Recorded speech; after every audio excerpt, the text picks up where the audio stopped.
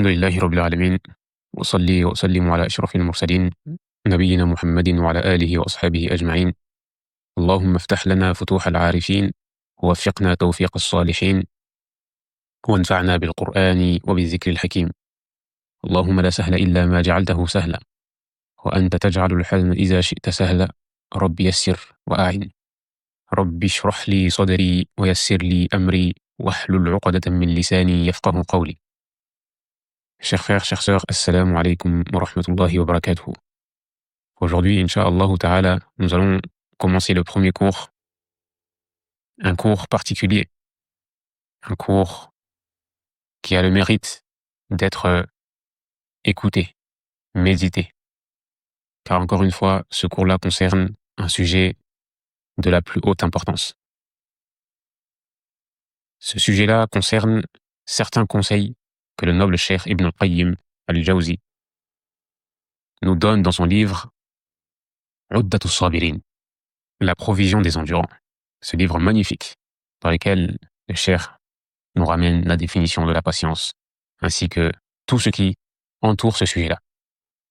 Parmi les sujets de ce livre, il y a des conseils qui nous permettent de nous éloigner des péchés. Donc il est venu avec 20 points essentiels qui vont te permettre, ainsi qu'à moi-même, de nous éloigner des péchés. Et avant même de rentrer dans le vif du sujet, Cheikh Abdulrazak al-Badr, car encore une fois, on va utiliser ses commentaires.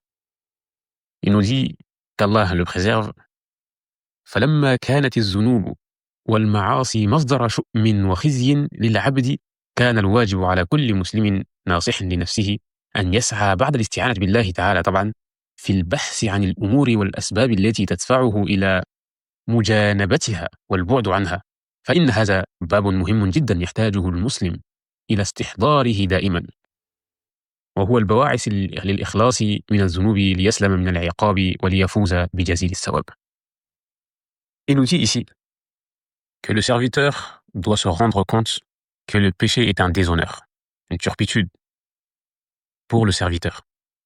Donc à partir du moment où il sait cette chose-là, alors il lui incombe, ou plutôt il incombe à chaque musulman qui veut être sincère avec sa propre personne, de se précipiter vers les causes, bien sûr, après le fait de demander de l'aide à Allah subhanahu wa ta'ala, car c'est la base. Il se doit de se précipiter vers les causes afin de s'éloigner de cette chose-là qui ne fait que le rabaisser. Car le serviteur qui tombe dans le péché, cela est un rabaissement pour lui. Donc c'est un sujet très important, car à partir du moment où une chose peut te mener à ta perte, peut te mener au châtiment d'Allah subhanahu wa ta'ala, alors tu dois tout faire pour t'en éloigner afin d'atteindre les hauts degrés du paradis et la belle récompense. Et c'est même pour cela que les savants ont édité à ce sujet-là. Ils ont édité à ce sujet-là. Ils ont écrit des livres comme celui que nous avons entre nos mains d'Ibn al-Qayyim al-Jawzi, qu'Allah lui fasse miséricorde. فَقَدْ كَتَبَ فَصْلًا نَفِيسًا فِي كِتَابِهِ عُدَّةُ الصَّابِرِينَ. Comme on a dit, il a écrit tout un chapitre sur ce sujet-là dans son livre qui est عُدَّةُ الصَّابِرِينَ, c'est-à-dire la provision des patients. Il cite 20 points essentiels لِتَقْوِيَةِ الدِّينِ وَالْإِيمَانِ, afin de renforcer sa religion ainsi que sa foi, وَالْخَلَاصُ مِنَ الذُّنُوبِ وَالْآثَامِ, ainsi que le fait de s'éloigner des péchés, des conseils qui vont nous permettre de nous éloigner des péchés. فَجَمَعَهَا جَمْعًا مَتِينًا وَبَيَّنَهَا بَيَانًا نَافِعًا. Il les a expliqués de manière explicite et claire. Donc le cheikh a voulu faire des commentaires sur ce qu'a cité Ibn al-Qayyim al-Jawzi, afin que cela soit profitable pour toute personne qui écoute ou lit cette risala. Wallah as'alu an yarham al-imam Ibn al-Qayyim. Ensuite il invoque pour l'imam Ibn al-Qayyim qu'Allah subhanahu wa ta'ala élève son rang, car cet imam-là, encore une fois, il a tant donné pour l'islam.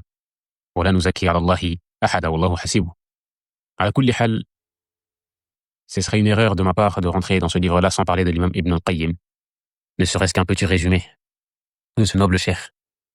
Il faut savoir qu'Ibn al-Qayyim, son nom est Shamsuddin Muhammad ibn Abi Bakr, originaire de Damas, Dimashq. Et il est connu sous le nom d'Ibn al-Qayyim. Ibn al-Qayyim, c'est un surnom. Il est plus connu sous ce nom-là, Ibn al-Qayyim al-Jawziyya. Encore une fois, pourquoi? Car son père, qui était un grand savant, son père était responsable d'une école nommée al-Jawziyya.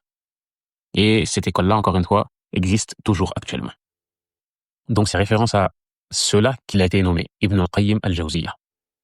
Il faut savoir que le cheikh est né en l'an 691 après la hijra du prophète sallallahu alayhi wa sallam, ce qui équivaut à l'an 1291.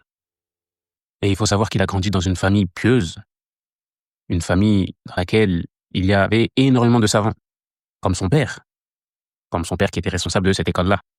Et cette école-là, de base, a été ouverte pour accueillir des orphelins afin de leur apprendre la science religieuse. Et la première personne chez qui il a puisé son savoir, sa science, c'est son père. Il y a aussi un de ses frères qui était aussi un savant, qui s'appelle Abdurrahman. Il a aussi pris de lui. Et encore une fois, ce n'étaient pas les seuls qui étaient des savants dans sa famille.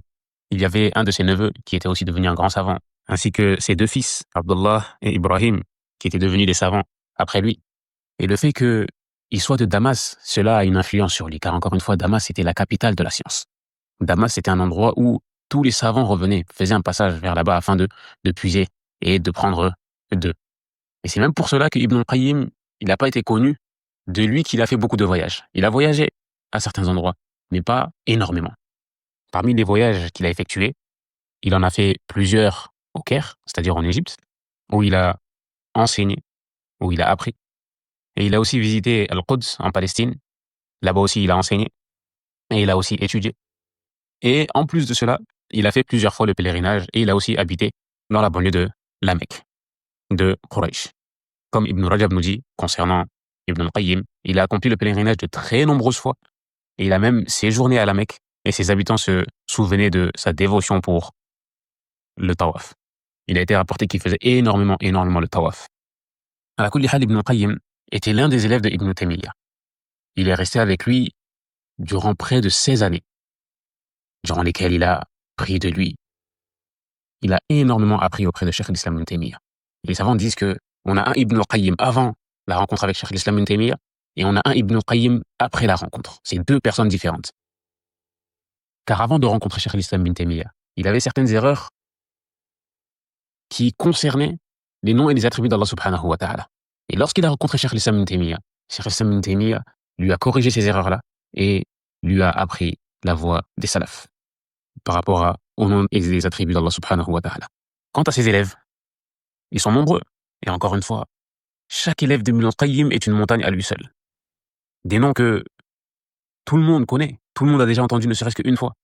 Comme par exemple, Al-Hafiz ibn Rajab, Al-Hanbali, était un de ses élèves. Il nous dit, Al-Hafiz ibn Rajab, j'étais assidu à ses cours plus d'1 an avant sa mort. Et je lui ai fait la lecture de son long poème An-Nuniyya sur la Sunna.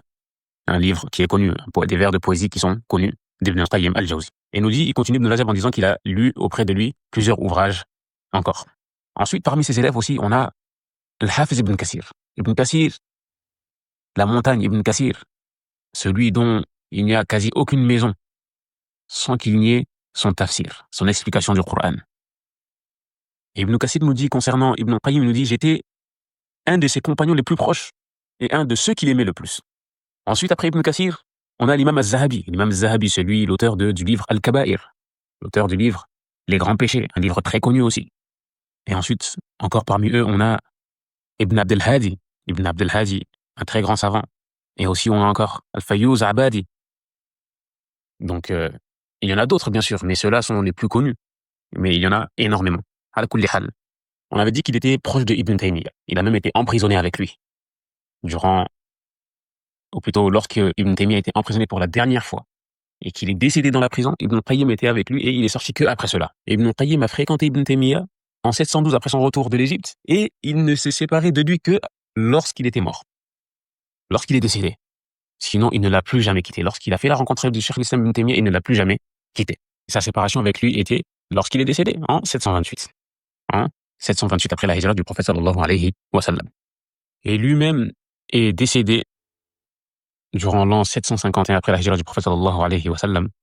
Et il a été enterré dans le cimetière de Bab Zahir, qui est un endroit à Damas, un endroit qui est auprès de Bab Musalla, pour ceux qui connaissent plus précisément. Ala kulli hal, c'est un endroit où il y a eu beaucoup de savants enterrés là-bas, ainsi que beaucoup de compagnons. On demande à Allah subhanahu wa ta'ala d'accepter de lui et de lui accorder les plus hauts degrés du paradis. Pour rentrer dans le vif du sujet et ne pas être très long, il faut savoir qu'Ibn Qayyim nous dit au début de cette risala-là,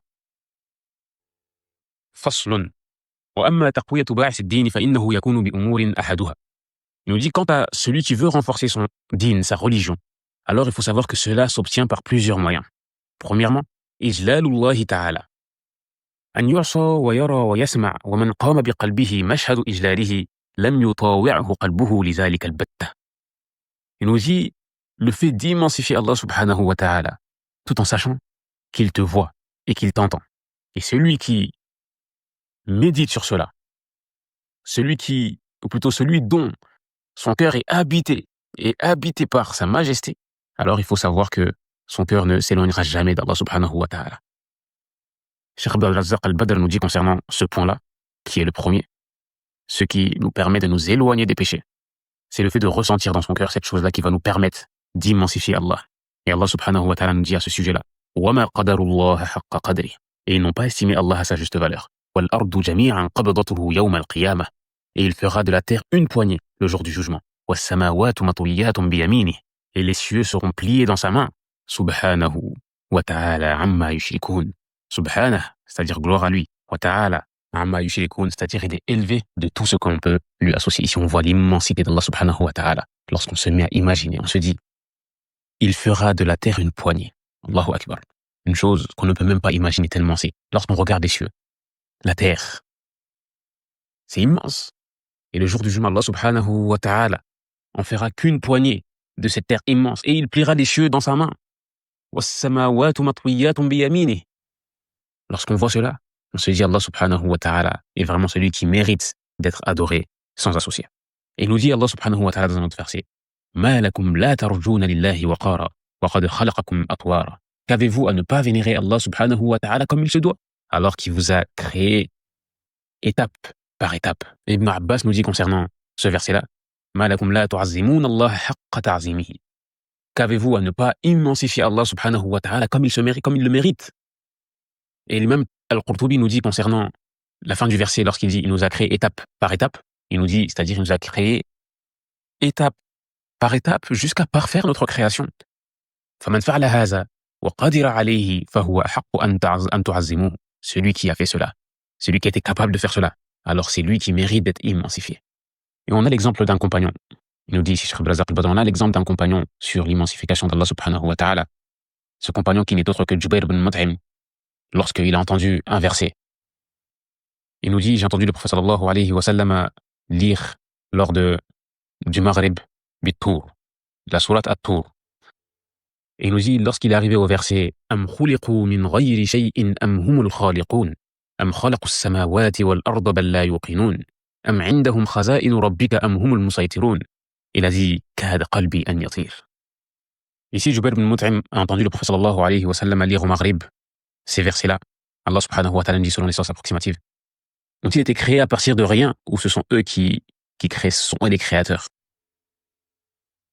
Am khalaqu as-samawati wal arda bal la yuqinun. Est-ce que ils ont créé les cieux ainsi que la terre, mais ils n'ont plutôt aucune conviction? Am 'indahum khaza'inu rabbika am humul musaytirun. Est-ce que c'est eux qui possèdent des trésors d'Allah subhanahu wa ta'ala? Ou ce sont eux les maîtres ainsi que les souverains? Ici, encore une fois, lorsque ce compagnon a entendu ces versets-là, il a été touché. Il a immensifié Allah subhanahu wa ta'ala à un tel point où il a dit, lorsque j'ai entendu ces versets-là, mon cœur allait s'envoler. Et dans une autre version, il dit, c'est à ce moment précis que la foi a pénétré mon cœur. Donc le serviteur, lorsque son nafs l'incite au mal, lorsque le shaitan l'incite au mal, alors il se doit d'immensifier Allah subhanahu wa ta'ala. Et se dire, qu'Anna Allah muttali'un alayhi, ala af'alihi wa aqwalihi. Qu'Allah subhanahu wa ta'ala le voit. Il sait ce qu'il fait à cet instant précis, peu importe où il se trouve sur terre. فإذا استشعر العبد ذلك بقلبه كف عن ارتكاب الذنوب بإذن الله لا محالة. Si le serviteur se met dans cette posture-là, lorsqu'il veut tomber dans un péché, alors il faut savoir que cela va l'empêcher de tomber dans ce péché-là. يقول بشر بن الحارث الحافي لو تفكر الناس في عظمة الله تعالى لما عصوه. Il nous dit, Bishr ibn al-Haris, ici, si les gens avaient vraiment médité sur l'immensité d'Allah subhanahu wa ta'ala, alors personne ne lui aurait désobéi, personne ne serait tombé dans le péché. Ensuite, nous avons le deuxième point. Et l'imam Ibn al-Qayyim nous dit concernant ce point-là, الثاني مشهد محبته سبحانه وتعالى. Cela concerne la contemplation de son amour pour Allah subhanahu wa ta'ala. فيترك معصيته محبة له. Il délaisse le péché par amour pour Allah. فإن المحب لمن يحب مطيع. Cette parole-là Et la parole d'un poète qui dit لو كان حبك صادقا لأطعته إن المحب لمن يحب مطيع. Il nous dit dans ces vers-là, certes celui qui aime une personne, alors lui obéit. وأفضل الترك ترك المحبين. Le meilleur abandon est celui qui est motivé par l'amour.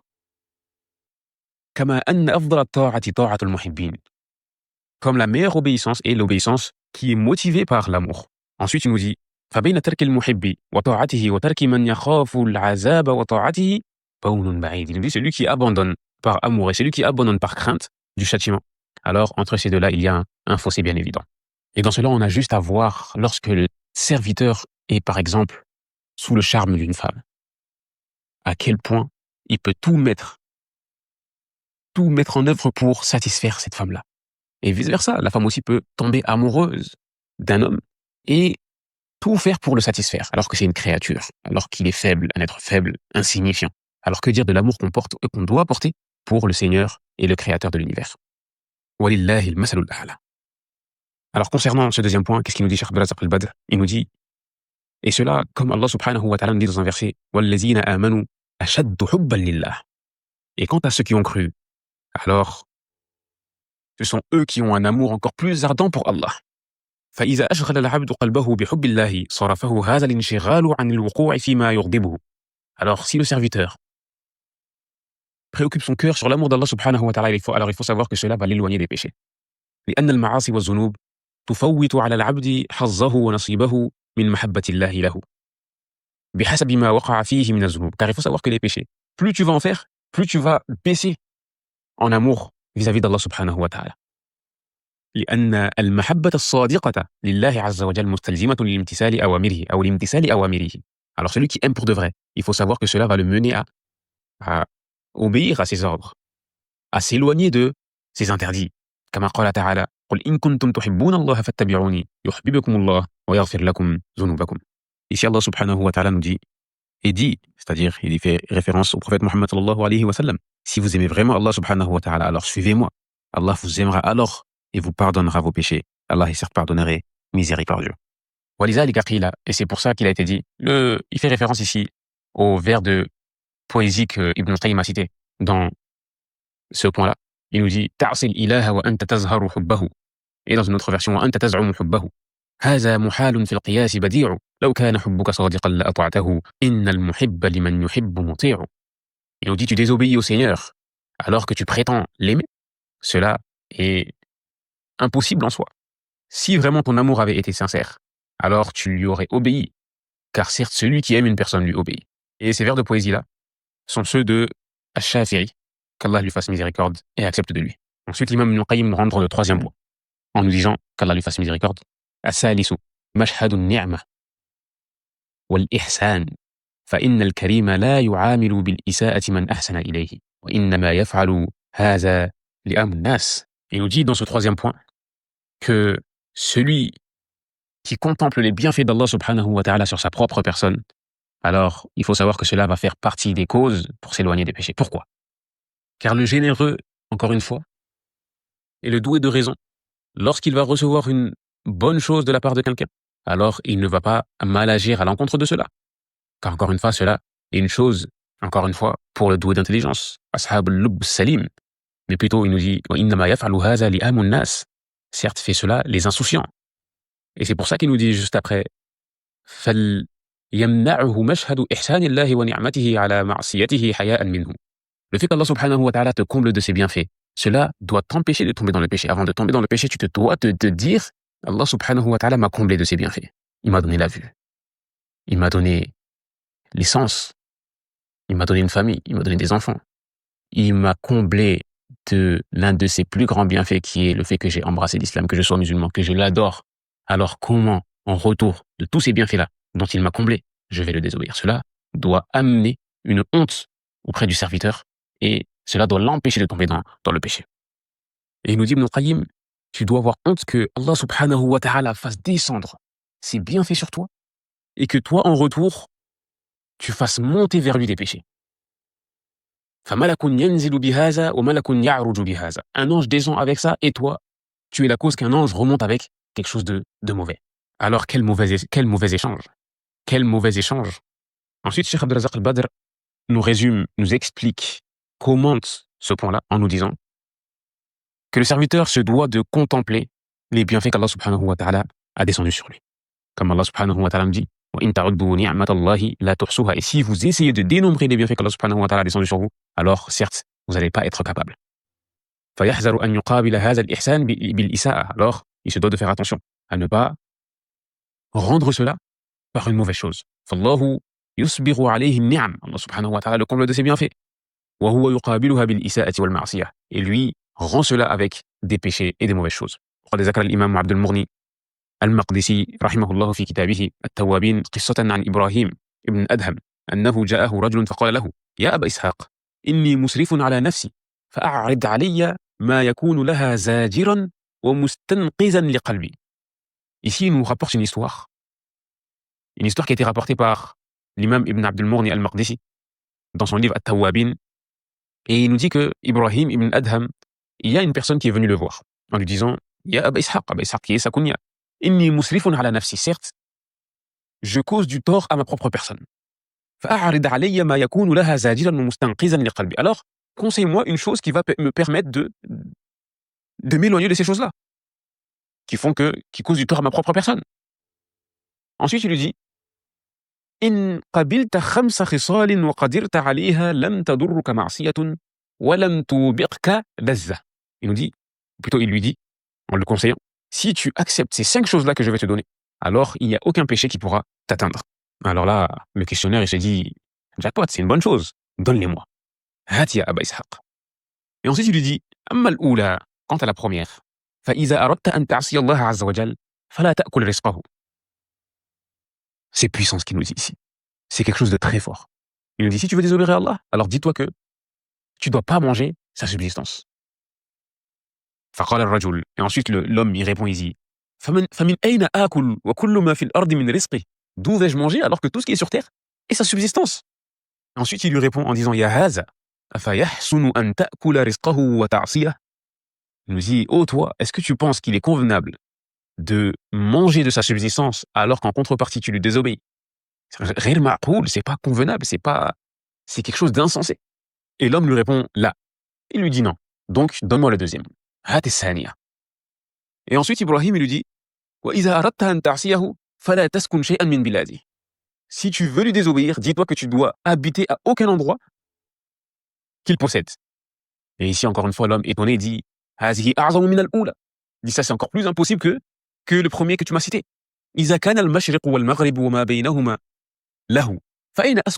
Si l'Est ainsi que l'Ouest, et ainsi que tout ce qui est entre les deux, lui appartient, alors où vais-je habiter? Et ensuite Ibrahim répond, Ya haza, afayahsunu an ta'kula rizqahu, wa taskuna biladahu, wa ta'siyahu. Il dit, oh toi, est-ce qu'il est convenable de manger sa subsistance et d'habiter sur terre alors que la terre lui appartient et en contrepartie lui désobéir? Donc là ici l'homme encore une fois il réfléchit, dit non. Donne-moi le troisième. Et ensuite Ibrahim continue en disant إذا أردت أن تعصيه وأنت تحت رزقه وفي بلاده فانظر موضعا لا يراك فيه مبارزا له فاعصيه فيه. Troisième point, il lui dit, si tu veux lui désobéir alors que au même moment tu manges sa subsistance, tu habites sur sa terre, alors trouve un endroit sur terre où il ne te verra pas lorsque tu vas lui désobéir. L'homme il vient, il lui dit, mais comment est-ce que tu peux me dire ça alors que alors qu'il voit tout ce qui est caché? C'est-à-dire après Ibrahim lui dit, Ya haza, ô toi, afayahsunu an ta'kula rizqahu wa taskuna biladahu wa ta'siyahu wa huwa yaraka wa yara ma tujahiruhu bi. Il lui dit, ô toi, est-ce qu'il est convenable de manger sa subsistance, de vivre sur sa terre et ainsi de lui désobéir alors qu'il te voit? Alors il a dit non. Viens avec le quatrième.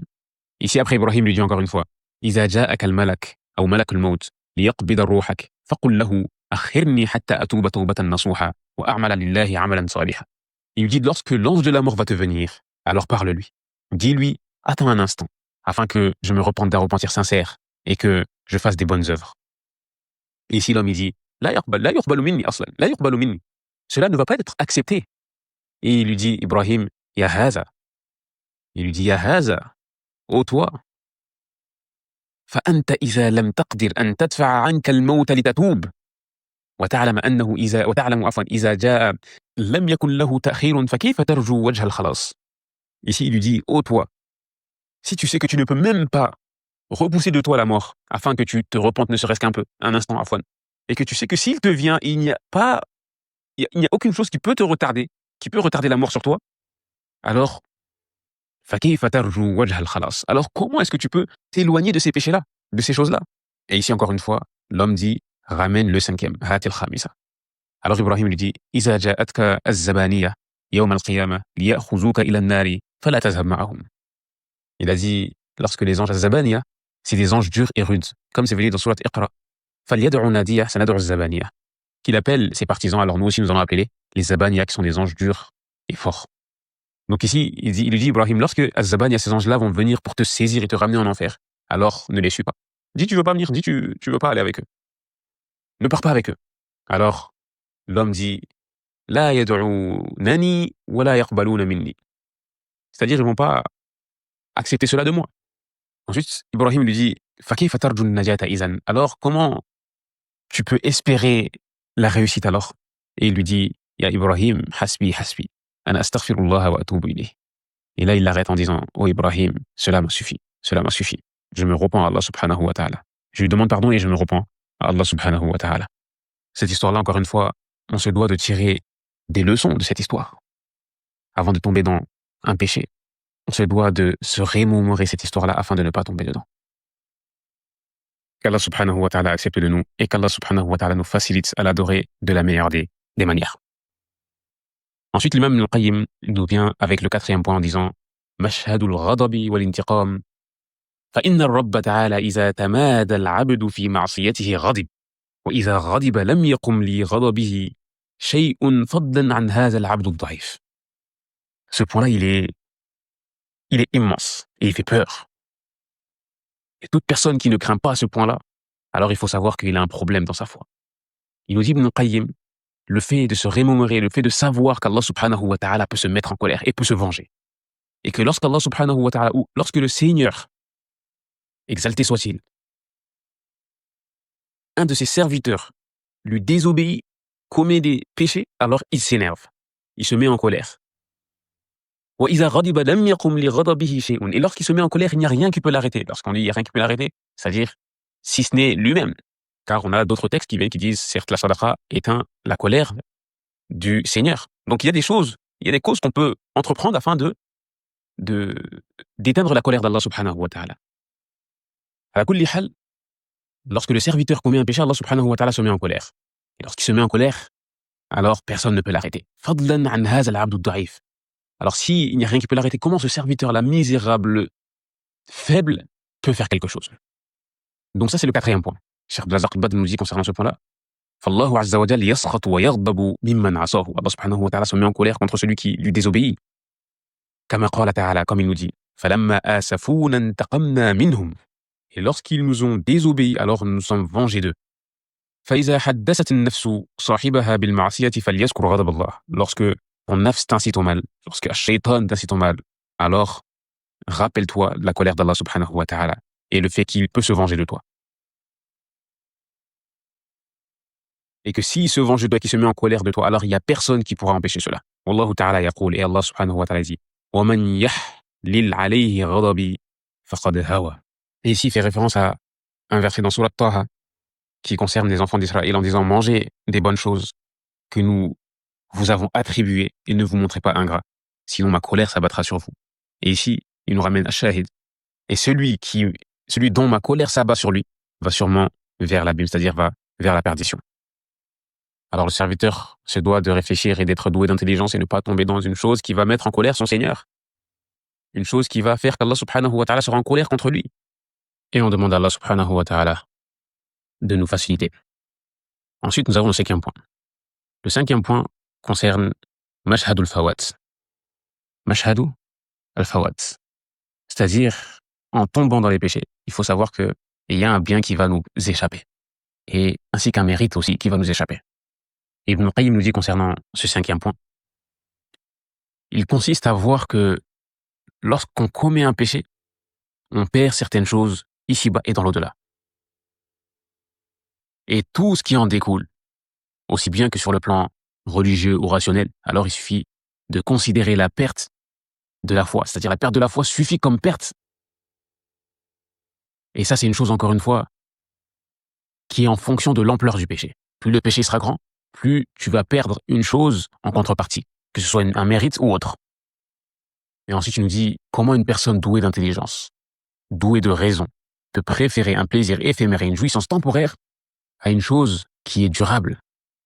Lorsque tu tombes dans le péché, tu perds certaines choses ici-bas. Bien sûr, là, on va prendre un exemple avec ce qui va nous citer Ibn al-Qayyim juste après cela, d'un hadith immense. Et ce hadith-là, il nous dit, Ibn al-Qayyim, que le prophète sallallahu alayhi wa sallam nous dit La yazni zani hina yazni wa huwa mu'min. Celui qui commet l'adultère ne le commet pas alors qu'il est croyant. C'est-à-dire, pendant qu'il commet l'adultère, il n'est pas véritablement croyant. Et certains compagnons ont interprété ce texte-là en disant que la foi lui est retirée à ce moment-là, à un tel point où cette foi-là plane au-dessus de lui comme une ombre. Puis elle lui revient lorsque il arrête cet acte-là. Et d'autres ont dit que la foi s'échappe de lui comme il peut enlever son vêtement. C'est-à-dire que la foi s'échappe de lui, s'enlève de lui comme la personne enlève son vêtement. Et c'est pourquoi le prophète sallallahu alayhi wa sallam a mentionné dans un autre hadith rapporté par Al-Bukhari, dans son authentique, que la fornication et le vol sont des causes de nudité spirituelle. Car encore une fois, c'est des actes qui font perdre le vêtement de la foi. C'est comme si tu enlevais ta foi pendant le moment où tu voles ou pendant le moment où tu commets la fornication. Donc, Cheikh Abdel Al-Bad nous dit concernant ce point-là que si le serviteur savait le bien qui lui passait sous le nez en commettant des péchés, alors cela l'aurait empêché de tomber dans ce dernier. Et ensuite, il ramène le texte que Ibn Qayyim a ramené au-dessus en disant La yazni zani hina yazni wa huwa mu'min, wa la yashrabu al-khamr hina yashrabuha wa huwa mu'min, wa la yasriqu as-sariqu hina yasriqu wa huwa mu'min. Ne commet pas l'adultère ou la fornication celui qui l'a fait alors qu'il est croyant, et ne boit pas l'alcool celui qui la boit pendant qu'il la boit, alors tout en étant croyant, et ne vole pas le voleur tout en étant croyant. فهذا العاصي بفعله لهذه الكبيرة قد حرم اسم الإيمان التام. Alors il faut savoir que cette personne-là, lorsqu'elle commet ces actes-là, ces péchés-là, il faut savoir que déjà elle a été privée d'une chose immense qui est l'appellation de la foi. Et il faut savoir qu'à ce moment-là, alors lui méritera d'être appelé croyant pervers. Car encore une fois, même si cette foi-là est enlevée et au-dessus de lui, plane au-dessus de sa tête, alors il faut savoir que il y aura quand même une partie de la foi, mais ce ne sera pas la foi complète. Il sera certes croyant, mais il sera en même moment un pervers. Et aussi, il sera appelé mu'minun fajir ou mu'minun asin, que ce soit le croyant pervers ou le croyant pécheur ou autre. Alors, il perd une appellation immense. Et parmi les choses qu'il peut perdre, c'est le fait d'effacer ses bonnes actions. Il a certes été rapporté que le prophète sallallahu alayhi wa sallam, selon le hadith de Sauban, لأعملن أقواما من أمتي يأتون يوم القيامة بحسنات أمثال جبال التهامة بيضا فيجعلها الله هباء منثورا. Le prophète sallallahu alayhi wa sallam dit dans ce verset-là, dans ce hadith-là, Afwan, qu'il y a certaines personnes qui vont venir avec des œuvres. Certaines personnes de sa communauté vont venir avec des œuvres immenses, comparables aux montagnes de Tihama.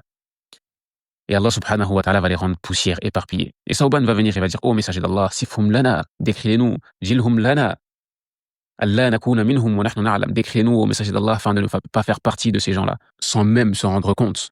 Et ici, le prophète sallallahu alayhi wa sallam, il dit, ama innahum ikhwanukum, certes ce sont vos frères. Wa min jildatikum wa ya'khuzuna min al-layli kama ta'khuzun, walakinnahum aqwamun iza khalaw bi maharimillahi intahakuha. Il dit, ce sont nos frères. Ils font partie de nous. Et ils prennent une partie de la nuit comme vous le faisiez. C'est-à-dire, ils prient la nuit, ils adorent Allah subhanahu wa ta'ala. Et ensuite, il nous dit, mais c'est lorsqu'ils sont isolés, alors ils commettent des péchés. Lorsqu'ils sont isolés des regards des gens, alors ils commettent des péchés. Qatada nous dit, qu'Allah lui fasse miséricorde, man istata'a minkum alla yubtila amalan salihan amilahu bi'amalin sayyi'in falyaf'al. Qatada il nous dit concernant ce hadith, alors quiconque qui a fait une bonne œuvre est capable de ne pas l'annuler avec une mauvaise œuvre alors qu'il le fasse. Et ensuite, il nous dit فَإِنَّ الْخَيْرَ يَنْسَخُ الشَّرَّ وَإِنَّ الشَّرَّ يَنْسَخُ الْخَيْرَ. Il nous dit certes, le bien efface le mal, et certes le mal aussi efface le bien. Donc en tant que doué d'intelligence, on se doit de ne pas effacer nos bonnes actions, mais plutôt effacer nos mauvaises actions. Et c'est pour ça que dans le hadith, il nous dit et fait suivre la mauvaise action par la bonne action et elle l'effacera. Donc on se doit de se précipiter. Même si ça arrive de tomber dans le péché, alors il faut se précipiter en faisant une bonne action pour l'effacer. Et en plus de cela, placer sa confiance en Allah subhanahu wa ta'ala, avoir la bonne opinion de son Seigneur. Le fait de se dire Allah subhanahu wa ta'ala est pardonneur. Alors je vais revenir vers lui. Je vais me repentir et lui demander pardon. Je vais regretter mon geste. Je vais cesser cette chose-là qu'il n'agrée pas. Et je vais avoir la conviction, la ferme conviction de ne pas revenir vers ce péché-là. Et de cette façon-là, alors il faut savoir qu'Allah subhanahu wa ta'ala te pardonnera, car c'est lui qui nous informe de cela. Et ici, Inch'Allah ta'ala, on va s'arrêter. Et durant le prochain cours, Inch'Allah ta'ala, nous allons entamer le 6e point.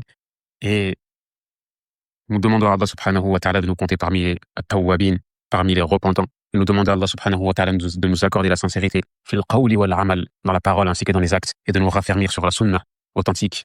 Et nous lui demandons de nous accorder une bonne fin. Innahu waliyu zalika wal qadiru alayhi. Fa subhanaka Allahumma wa bihamdika ashhadu an la ilaha illa anta astaghfiruka wa atubu ilayka. Wassalamu alaykum wa rahmatullahi wa barakatuh.